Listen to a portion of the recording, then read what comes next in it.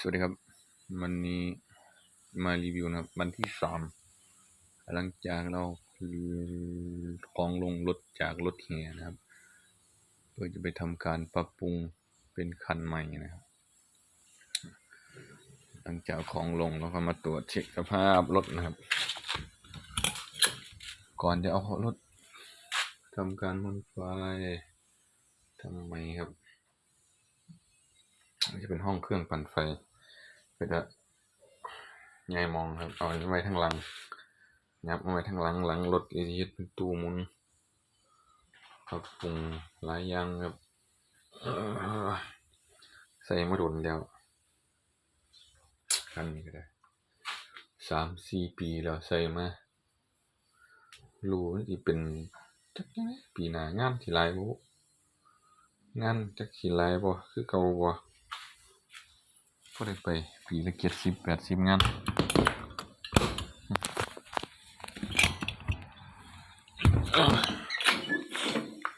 เฮ็ดบันไดเฮ็ดมาถึงเก็บมีถอดแบตฟ้าถึงเป็นฟ้ามีพี่ขึ้นเฮ็ดใหม่ยกสูงขึ้นจังหน่อยพื้นนี่ลงพื้นลงมันต่ำลงมาจักหน่อยต่ำลงมามันอยู่คันนึงมันอยู่แถวหัวเคียง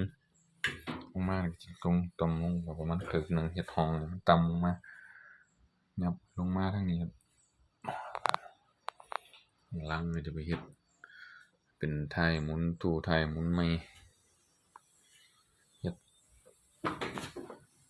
แม่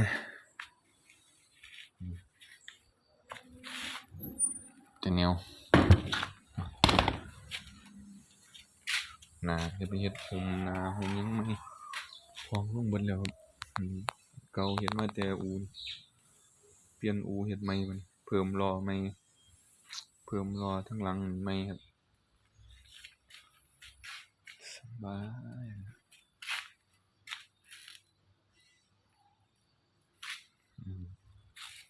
ทางหน้าเฮ็ดใหม่เฮ็ดใหม่หลายอย่างครับหุงหน้าใหม่หุงทั้งหน้ารถใหม่เบิ่งนะครับภาษีรถบ่ขาดเด้นี่เบิ่งได้นี่ภาษีบ่ขาดอยู่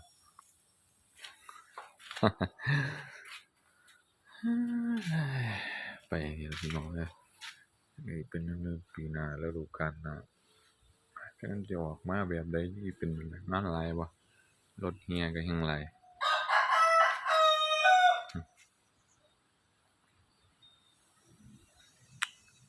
สิไปเสียค่าลิขสิทธิ์เพลงค่าหยังเขาอีกหลายอย่างนะปีหน้าเบิดเงินหลายหมื่นทำมาหากินทำตู้ลงเบิดแล้วครับวันนี้ตู้ลงเตรียมเฮ็ดใหม่ปรับปรุงรถใหม่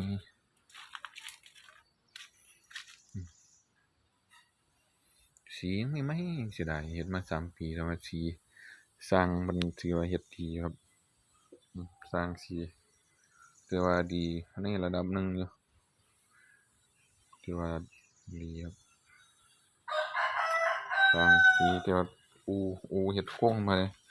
อันนี้ผมมาเปลี่ยนใหม่เดะนี่ปรับปรุงใหม่เฮ็ดใหม่หลายอย่างครับ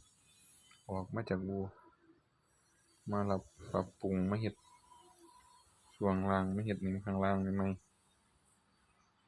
นี่ใส่เหล็กรางน้ำ3 นิ้วครับ